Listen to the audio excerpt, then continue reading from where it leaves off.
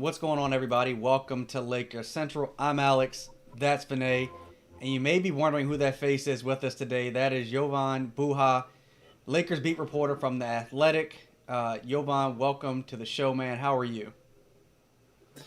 I'm doing well. I'm honored you guys have me on. Thank you. You're welcome, man. Guys, make sure you subscribe to the channel, turn on notifications so you don't miss any of the pre and post game content. Also, subscribe to the podcast on Apple, Spotify, Google, Stitcher, TuneIn, wherever you prefer to get your podcast.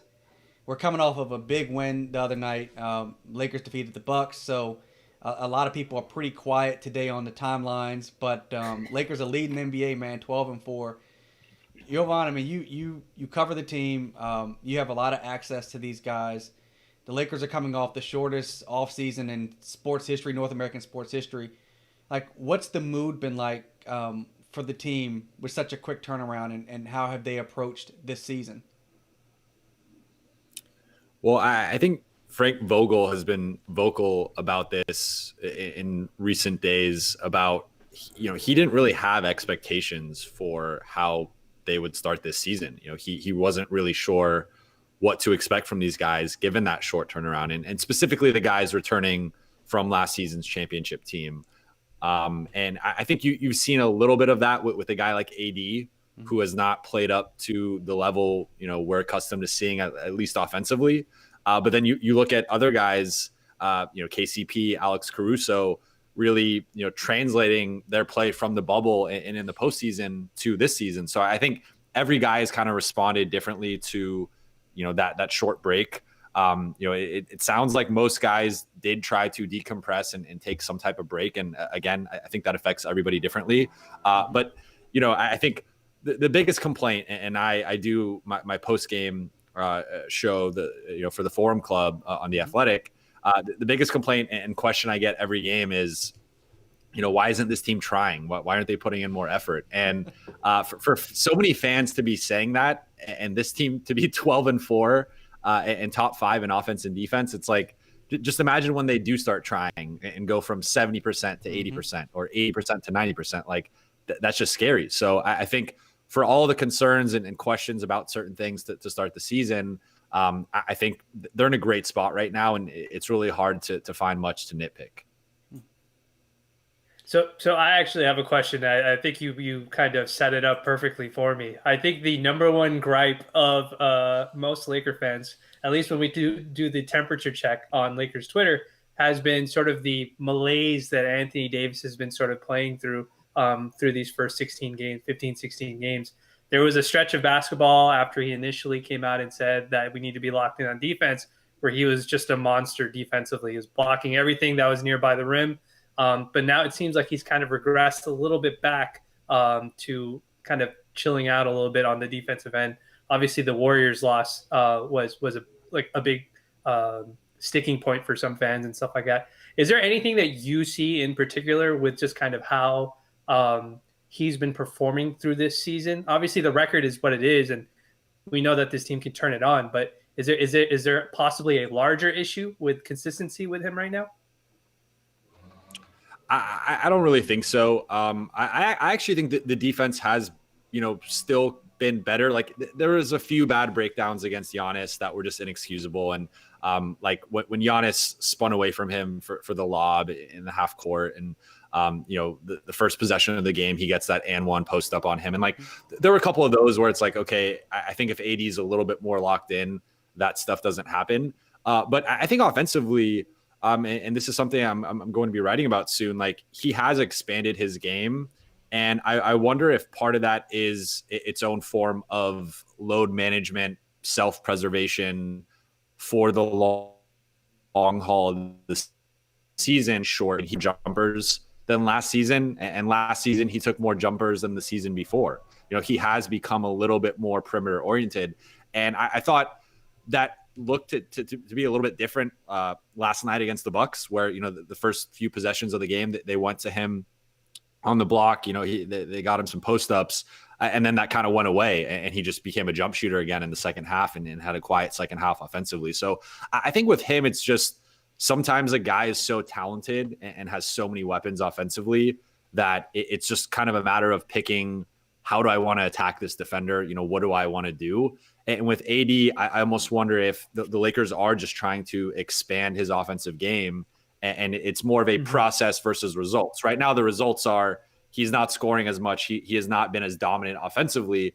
But if he can translate his shooting from the bubble to the regular season and the postseason again, like this team is basically unguardable offensively, because if he can shoot like that, there's just nothing you can do. So I do wonder how much of this is them just continuing to work on some of those things. He has been passing the ball really well. I think that's something that's kind of gone underappreciated. Like, this arguably is the best passing season of his career. So I think he has shown some growth. It's just it hasn't been there the whole way, but I think I'm optimistic on it. I think he's going to be fine.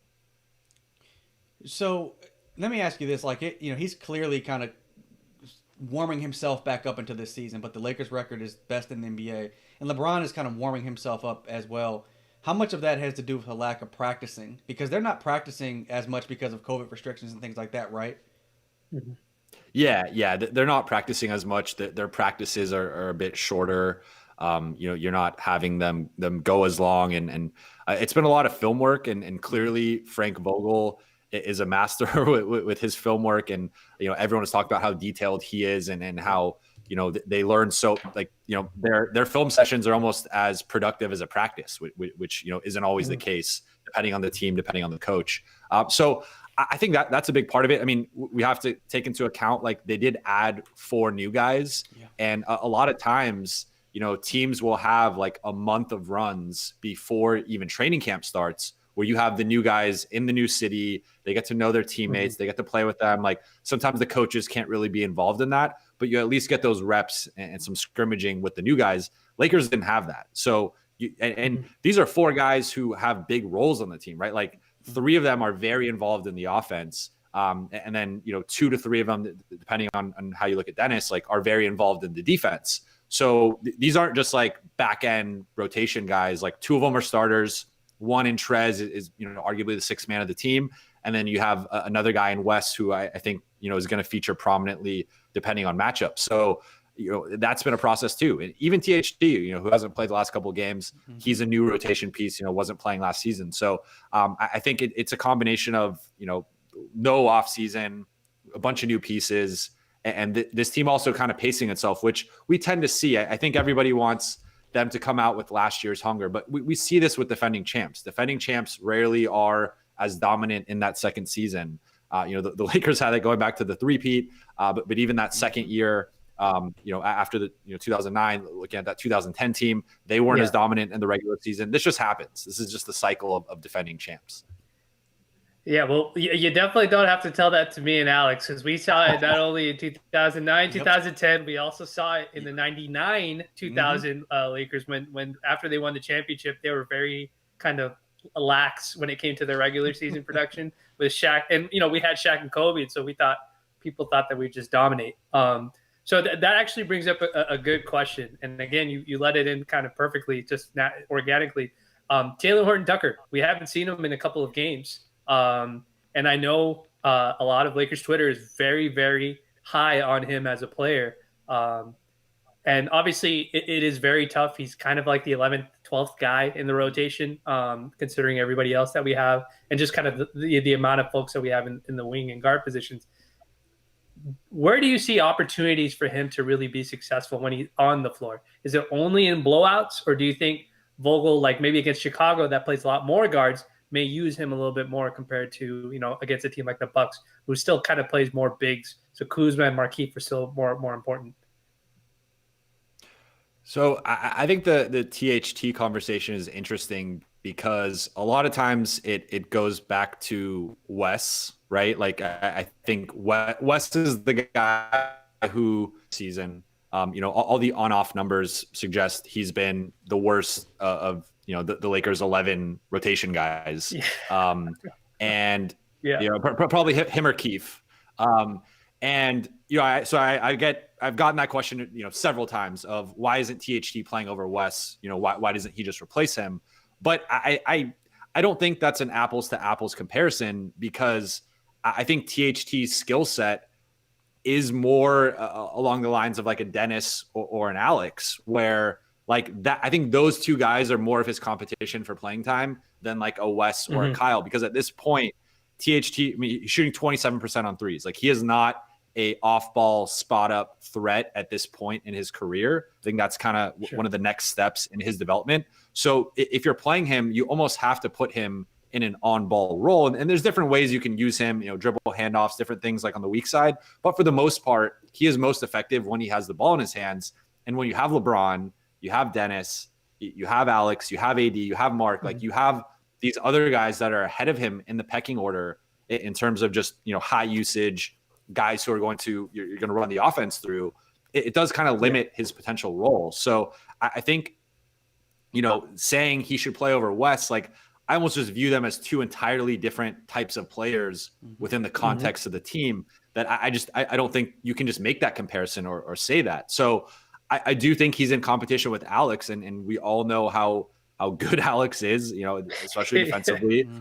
He just always makes stuff happen. He fits in with almost any lineup. He's kind of a chameleon. He can adapt his skill set. He can play on the ball, off the ball, defensively, defend multiple positions, just make stuff happen. So I think that's where, THE with Dennis being the third guy on the team, with Alex being as important as he is, he's just kind of squeezed there. So I think eventually he will have a bigger role. We'll see Dennis's future, Alex's future with the team, but in the context of this season, I do kind of view him as that, unless one of those two guys goes down or if Kyle or Wes is out, they'll play him and just make it work. But I don't think it's ideal just to replace one of those two with him, because he's not that level of a shooter yet.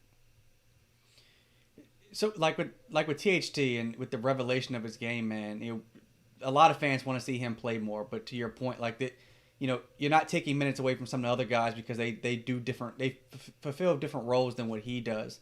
But even though he's been a revelation, guys like Dennis and Trez, they were great for the teams that they were with before, and they played heavy minutes. And they've joined the Lakers, and it doesn't feel like they've skipped a beat. Like, even though they're not practicing as much, they've come right in, and Dennis has had big games this year. Trez has had big games this year. They seem to be happy, 16 games in. What do you attribute that to, that they've been able to come in and so quickly be acclimated to what the Lakers want to do? Well, I think there was a clear need for those two guys offensively. I think it's, no secret that, last season it was kind of floated around that the Lakers wanted a playmaking point guard or a better playmaking point guard, a guy who wasn't going to be an offensive liability in terms of his shooting the way Rondo was. And so I think Dennis, clearly served a purpose, and it made sense why they did the Danny Green trade. With Trez, I was a little bit surprised just based on his struggles in the bubble, though I think that was more due to the circumstances with his grandmother and having to miss, basically a month in Orlando, and, how difficult that was to return, amid those circumstances. So I think, Trez is, a guy who, we see it, like he dominates second units. Like I thought that, he gave them some good minutes last night against Bobby Portis. Like, you put a second unit big on him, for the most part, he's going to win that matchup and help win you those minutes. Where it gets interesting is closing games. Like, I think there are some matchups he makes sense. I think there are some matchups he doesn't make sense. But those two guys, I think, gave this team some juice offensively that they didn't have last season. And really looking at who they returned, you basically, scoring wise, Kuzma and KCP were like the third and fourth guys on this team last year. You just basically slid those guys to fifth and sixth. Then you have Alex shooting the ball better. Then you got a guy in Mark who can shoot and pass. THT emerging. Like, you now have a much deeper offensive team. So I view Dennis and Trez as guys who are going to ease the workload for LeBron and AD during the regular season. I do think that also kind of contribute, not scoring as much, is he doesn't have to necessarily. But I think come playoff time is where it'll be interesting to see how those guys fit, because I thought Dennis last night actually struggled against Milwaukee's length, and he was, running his low pick and rolls, getting into the free throw line, and all of a sudden there's like three dudes 6'9" and above around him. He's not going to take that shot, or he's going to miss that shot. And he went 2 for 10 last night. So I think seeing how those guys fit within the context of the playoffs and certain matchups is going to be interesting. But for the regular season, I think both are great. You know, they're innings eaters. They're going to help this team win games. And I think that was a really smart move by Rob Pelinka and the front office to kind of just add some offensive depth that would allow them to kind of, win the marathon of the regular season. Awesome. And so because you've mentioned him a couple of times in your answers, Lakers Twitter's favorite whipping boy, Kyle Kuzma, is repeatedly on the chopping block every game. It's clear that they've reduced his role. They're not asking him to do too much. They're just asking him to play really great. He's really being turned into a true 3-and-D kind of player. Is there anything that you've learned from the team as to like maybe how they're coaching him or how they're emphasizing very specific things for him to improve that? Because clearly his defense, like his help side defense, has become really good. Yesterday night, he had some plays where he was just outright blocking guys just face up. This is stuff that we last season, like when we got Markieff, I was like, thank God we got Markieff, because Kyle can't defend these kind of plays. But Markieff is a little better. What have you seen with Kuzma, even in a reduced capacity, that seems to be working for him? Because he's buying into that role for sure. Yeah, I think that the contract extension was everything we needed to know about the situation, right? Like he took a contract that he felt was below market value for his skills, but the Lakers also offered something that is in line with a high level or like at least solid 3-and-D guy. So I think that type of compromise and some of the things that were said at the beginning of the season really showed, like Frank Vogel laid it out. Kyle, this is your role. This is what we need from you. We need you to rebound. His rebounding has been great. The last 5-6 games, offensive rebounds, defensive rebounds, like he's just been killing it on the glass. But we need you to defend multiple positions, and offensively, we need you when LeBron and AD are there. You're a cutter, you're a transition guy, you're a 3-point shooter. And then when one of those two is out for whatever reason, you'll get a bigger role, and we'll need you to step up and be like, 18, 20 point a night guy whenever one of those two is out. So I think, you got to give him credit for buying into that, because as we know, he clearly thinks highly of himself and his offensive skill set. And he's shown it at times, right? But it's just not been consistent. But so I think, it was really Frank Vogel having that conversation with him, multiple times and really laying it out. Like, this is what we need from you. And this is how you're going to play. If you want to, be the third guy in the team, fourth guy, that's kind of pre Dennis and Trez, like, this is what we need from you. And you saw that in the bubble, his defense really stepped up. I remember covering that Clippers-Lakers game, the first seeding game, and being super impressed with his defense against Kawhi Leonard. And I thought that translated even to opening night this season, where, I think Kuz in matchups maybe against the Clippers, maybe against the Nets, like he might be out there for his multi-positional defense. And as maybe a guy you throw on KD and hope that, LeBron and AD are there as the help guys, or, he could defend those types of guys. I mean, he's not going to stop them. He's not like that all defense level, but he can defend them capably. So I think really just seeing his growth as a role player has been an interesting thing, because, looking where he was a couple of years ago, we were like, what's going to happen with this guy? He's averaging 20 points a game as this kind of out of nowhere, first round pick. But I think now he's really grown into a solid 3-and-D guy. And if he keeps up this level of shooting, it will be hard to keep him off the floor at the end of certain games and certain matchups. I like that the Lakers were able to, bring Kuzma back, bring KCP back. They brought a lot of new guys in, but those guys have been on the roster the last couple of years. It kind of helped with the continuity. And as Vinay alluded to, Kuzma is certainly the whipping boy on Lakers Twitter.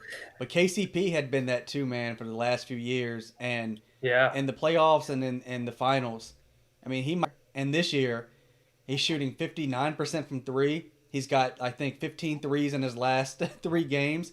He's Mr. Reliable. Can you talk a little bit about that? And, from your vantage point, how has KCP become just so steady?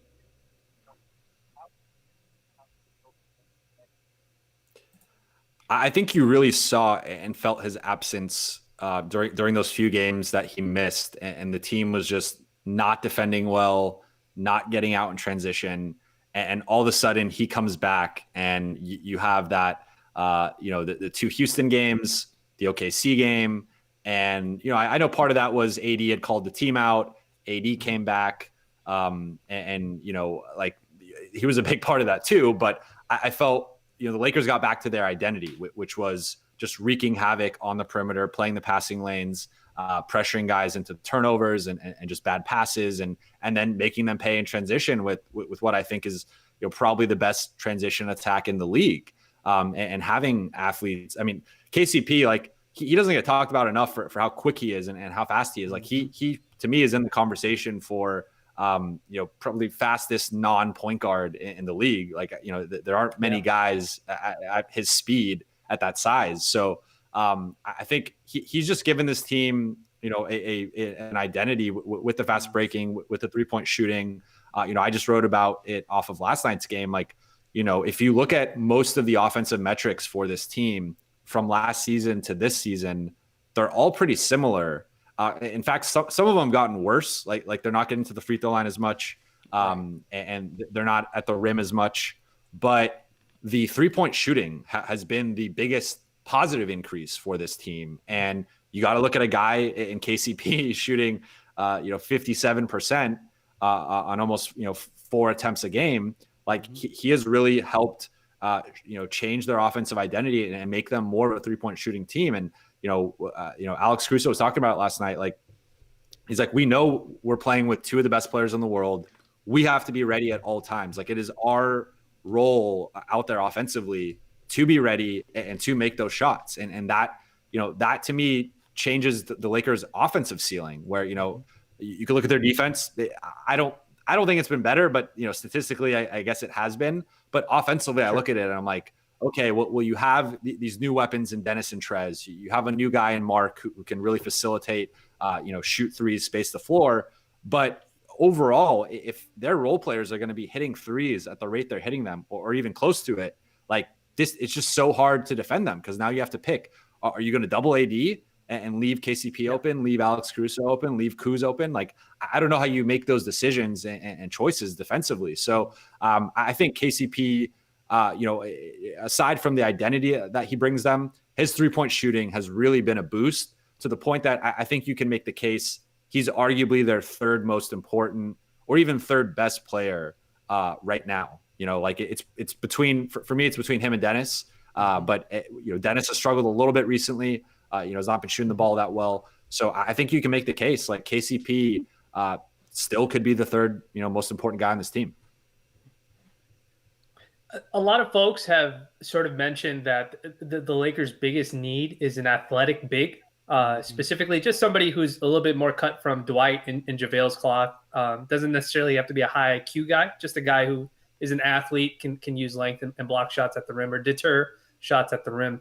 The Lakers are still a pretty damn good team when it comes to defending shots at the rim. The way that Alex and I have tried to explain it in our games is or in our post-game pre-games, is that they swarm people who drive to the rim more than they just kind of set up these big collisions and stuff like that. And Mark has been, even though he can't jump high, his hands are so good that he just kind of like swipes at the ball as the person's trying to take the layup and gets it before they can even get to the rim. But the concerns about the athleticism around the rim is still a concern for non-AD and maybe non-Montrezl situations, because Montrezl is a little bit shorter as a backup. Is that the most immediate need that you could possibly think of? Because we've actually started moving away from that, and we're thinking to ourselves, maybe another defensive wing would be useful in case we need it in a pinch. But it still seems like that's a large concern. It's a large. It's the most glaring hole that folks think that this roster has. Yeah, I mean, I think for depth, and it might be like I view it a little bit differently in that, like, I don't think it's a necessity, but I do think it's nice to just have literally a 3rd center on the roster where, if Mark got in the COVID protocol and is out for 2 weeks, right, like, what are they doing at the center spot? Are they starting Trez? Right. Are they starting Keefe? Are they just going AD and going smaller? Like, I think they are in a position where if there is anything COVID related or injury related to Mark or Trez, it does put them in a bind. So for that reason, I think it's just valuable to have a third center. It's tough because they're, I think a little over $1 million under the hard cap. So they technically can't add anybody without, so you look at it, is it Alfonso McKinney? Is it Quinn Cook? Is it Jared Dudley? Like, those guys are very valuable, especially, Quinn and Jared are very valuable locker room guys. But I also look at it, I'm like, do you really if someone goes down or someone's in foul trouble and you need one of those guys in a game 6 on the road, like, how much confidence do you have in them to step in and contribute? And, I don't know the answer to that. So that's where I look at it and I'm like, okay, would I rather have like a guy like Dwayne Dedman over maybe one of those 3? Probably, yeah. I am with you guys that I think the wing spot is the spot I think would be of greatest need, just because I do think there are some.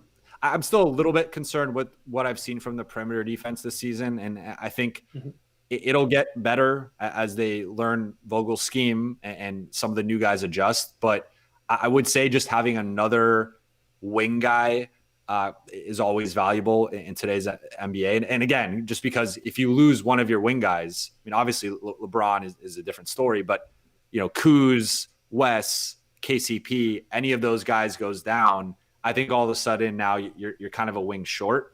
So having another one of those guys that's more playable than Alfonso or Jared, I think would give me a little bit more, reassurance with the roster. But I think as it is, like, they have 11 guys who are rotation caliber. It's already a struggle to find enough minutes for everybody. So I'm not too concerned with the depth or some of the back end stuff. But I do think it would help to have one more productive guy that you would feel comfortable with in like the 12th role, because I do think there is a pretty big gap for me between THT at 11 and I guess Quinn Cook at 12. So maybe someone who can kind of bridge that gap a little bit would make me feel better about the roster. I mean, I've long advocated for, like, if Trevor Ariza gets bought out, bring the man home. Like, bring someone like that back if he's available. And we do think that, Benet and I both think, just like last season, the Lakers will be active in the buyout market whenever that takes place. But you mentioned COVID, and obviously that's on everybody's mind, basketball, non-basketball. LA, California is one of the worst hit places in the country. And you're seeing with the other teams, like the Wizards, for example, like they're having to miss multiple games. And are you surprised that the Lakers, they haven't found themselves in a situation where they've had to cancel games? Or we know Alex, I think he was in the health and safety protocol for a while, but it was never reported that he actually had COVID. So that's a good thing. But, guys like George Hill basically saying he's going to do what he wants. Just are you surprised? Because like Kuzma's come out and said no one on the team wants to screw this thing up. The opportunity to possibly repeat. But again, are you surprised that they've been able to, stay healthy on the COVID front so far when other teams seem to be getting hit by it left and right? I'm slightly surprised just because I feel like it's inevitable that, and who knows? I mean, they're on this 7-game East Coast swing and, knock on wood, like, it's going to, I mean, if there was ever a time, it's this, right? And if they can survive this in one piece, like that is very encouraging for I think longer term, because this is as difficult as it's going to get, 7 cities, 7 states, like this is a tough road trip from a COVID perspective. But you hit on it, right? Like Kyle's talked about it. LeBron has talked about it. Frank has talked about it. Like multiple guys have talked about it.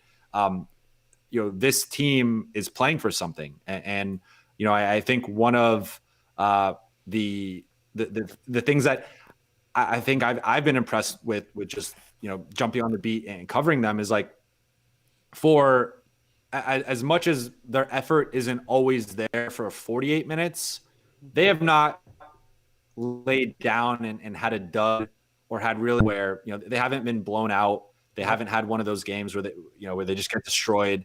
And I think it speaks to the competitiveness of this team. And like this team genuinely like gets along, has good chemistry, wants to win, and they're very competitive. And I think you've seen that even looking at like the preseason and how they handled the preseason.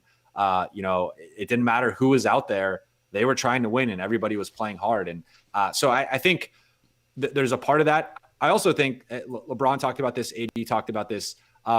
There's like these guys have been dealing with this since March in LA, right? Like, being in LA, being in California, we've had stricter guidelines than most other states. So this isn't anything new for us. It might be new for different guys in different states and depending where you live, but like California has been one of the states hit the hardest with COVID and had some of the strictest guidelines. So like most of these guys that at least were on last season's team have been dealing with this since March, not going out, maybe only going out for groceries or essentials that you need. Like, so I think from that perspective, they're already kind of trained with that. Whereas we've seen some other states have implemented stricter guidelines since then, or the NBA has, maybe if you're in Florida, it's very loose with the guidelines, but the NBA is trying to implement that for like Miami and Orlando. So I really think it's a case by case basis, but with the Lakers having the motivation of, we're trying to repeat, everybody here is focused. And then also being in California, I think those two things have been the primary factors of why they've been okay so far. Yeah, I mean, I think they've done a pretty good job of just kind of managing all that sort of stuff. So, I mean, I don't have any really specific Lakers-specific questions. I think you've hit like almost everything that I wanted to ask. So that it's been super, super helpful. I'm glad that somebody who is working at The Athletic, that's working the beat, shares some of the same opinions that we have, because when we do our pre-games and post-games, we constantly have people debating like, what's up with this guy? What's up with that guy? We definitely need this. We need that. But I think part of the process is just kind of going through the motions to get a better sample size of what the deficiencies or proficiencies of this team is. And so it's super helpful to hear that you're kind of hearing the same thing. So I'm sure Alex has probably a question in regard to the transition that you've had to make from one fan base to another that I know he wants to get to. Yeah, I'm curious to hear what that's like. You covered the Clippers. Now you're covering the Lakers, and for as much of a rivalry as the NBA and the different networks have tried to make, there really isn't a rivalry, right? The Lakers have been on the top of the hill forever, and the Clippers really haven't. As you've come over, what has it been like for you personally, covering the Lakers versus the Clippers? Is it any different for you? Yeah, it has been different. I think from a media perspective, as far as like with the teams themselves, I definitely think, covering a guy like LeBron is one of the most unique things in sports, right? Like he is the biggest sports star on the planet, or at least in North America. And so like covering him, I mean, from a personal level, like I've been a LeBron fan or had been a LeBron fan. Like now covering the league, I've kind of gotten rid of my fandom, but like when I was younger, right, like LeBron was always one of my favorite players. And, so like I got his shoes his rookie year, and like he was just always, one of my favorite guys I enjoyed watching. So there's like a part of me that like the little kid in me is like, this is cool that you can cover him, in LA, towards the end of his career and be covering him on a contender. But from a media perspective, I think that the two teams operate differently. Like I think the Lakers embrace a bit of the spotlight and attention more than the Clippers do. There's a difference in that. Just talking to the players and some of the media stuff, like I think the Lakers are a little bit more media friendly than the Clippers are. From the fan base perspective, I think I'm not breaking any news here, but like obviously the Laker fan base is much bigger. Yes. So I have noticed like interactions on stuff. And I feel like I'm still getting my feet wet with the Laker fans, where like, a lot of people either don't know me yet or still view me as like the Clippers guy, and kind of trying to prove myself. So I'm sure I'll have a different answer for you like 6 months from now. Yeah. But even with that, the comment section on The Athletic or responses to my articles, or when I do, hey, like I'm taking questions to the podcast, like I'm getting more questions and responses than I would be from a position with the Clippers, where I felt like I was one of the top people covering, that team and one of the people that was most engaged with. So I think it's been interesting. And, I'm from LA, so I've known the dynamic forever, kind of, the difference. And there's so many times I would tell people, like, I covered the Clippers, and they're like, oh man, like, I would read you, or, I wish you covered the Lakers. And, so I know, like, my friends are super happy that I switched over to the Lakers. But for me, I mean, there was a lot made of it. And, I think it was a no-brainer for me. Like, it just is a different level of a platform. And again, covering LeBron, who might be the greatest player of all time, a guy in AD who's a top 5, top 3 player. Like, it was a no-brainer. And I've been very happy since I made the move. So that's awesome to hear. I'm glad that you mentioned that the volume of Laker fans is significantly louder, and obviously the volume of the fan base in general is much bigger as well. Because I think a lot of people think that this is like that when the hordes of Laker fans jump into your mentions on Twitter and stuff like that, it's just a bunch of trolls and stuff. It's like, no, man, that Los Angeles, like, maybe outside of the Dodgers, and I would venture a guess that the Dodgers fan base is just as loud, or as, even louder than maybe Laker fans. Like, there's just a lot of Laker fans out there, and they're not necessarily all in Los Angeles. But, I don't have any other questions personally, but it's very cool to hear that sort of insight. But I will say this, for any of the folks who are in the chat or end up watching this, who are end up watching it afterwards, I have a subscription to The Athletic. And just 2 things I want to say. Your situation of being objective as a media person when it comes to discussing things and just your job, looking at teams and looking at players and being objective, but still having maybe a little bit, prior to getting into your career, having fandom for specific players or specific teams is not uncommon. There are other athletic writers that I know that I talk to on the regular in DMs and stuff who have favorite players throughout the league that aren't necessarily, like on the same team that they cover. So it's really not something new. And I think a lot of fans kind of have this perception that, like, if you write for a team, you can't like another player that's on another team. I'm sure you've grown to have some sort of appreciation of certain Clipper players and stuff like that through your experiences there. So I thought it'd be important to tell that to the Laker fans. And the other thing that I wanted to say is I've read your work, and I am so glad that there is somebody who cuts individual possessions and explains them out and does long threads of just, even just GIFs and stuff like that. And for any of the folks that either see this now or see this later, if you don't have an athletic subscription and you want, contextual, nuanced, very well thought out analysis of what goes on the floor for the Lakers, I highly, highly recommend signing up for the subscription with Jovan, because your content is really good. And I think that's something it's very easy. We see it with some other media platforms where they try to, like, minimize everything into a 1-minute kind of conversation. Oh, this is what the Lakers are. That's it.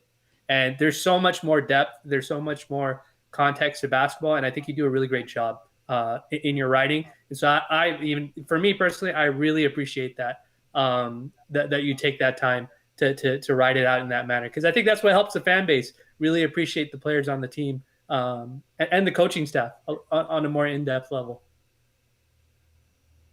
Well, thank you, man. I really appreciate hearing that. That means a lot to me. So thank you. Yeah. Well, Jovan, I'll get you out of here in just a moment, but I think you probably earned a lot of brownie points with Lakers fans when you wrote that story about the Clippers' chemistry issues, and you dropped that nuke of a story, and now you came over to the Lakers. So you probably earned a lot Trojan of brownie horse. points. Yeah, I heard that man. you Trojan horsed your way into this beat job. So, I don't know what to say about that, but I thought it was funny. Yeah. I'm going to leave that one. I'm going to leave that one. I was going to say, you don't have to say anything about it, but we're glad that you're here on board. You've definitely been a awesome addition, I think, not only just to the Lakers coverage on Twitter, because it's pretty much where everybody gets their information, but even just your writing. It's nice to have that more in-depth analysis. So, coming on here and having this conversation with us and sharing your thoughts, because you are much closer to the front lines than we are. So that it's awesome to hear that. Jovan, I want to echo Vinay's sentiments. Thank you so much for coming on to the show. Guys, as Vinay said, you can find his work on The Athletic. You see his name there. You can follow him right on Twitter. He's engaging, so if you've got questions, make sure you reach out to him. You can also follow him on Instagram as well. Thank you guys so much for joining us in the middle of the day for a bit of an earlier show today, but we will be back tomorrow when the Lakers take on the Cavs. So thank you guys so much for watching or listening to Laker Central.